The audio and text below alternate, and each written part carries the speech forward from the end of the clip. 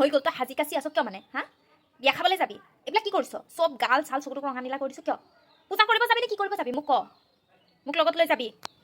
তহঁতৰ দিনত আমি মাৰ ব্লাউজ মাৰ শাৰী মাৰ কিবা চাদৰ মেখেলা চিকা পিকা কিবা সেয়া পিন্ধি গৈছোঁ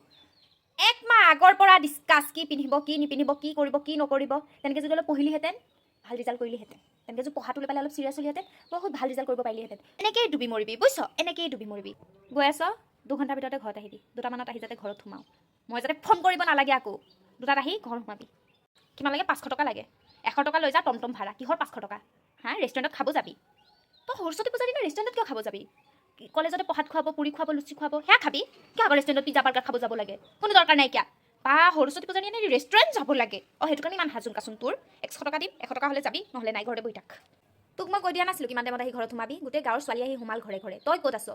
তই আজি ঠেং ভাঙি দিম তোৰ মোক চলা মোৰ লগত হা তই আজি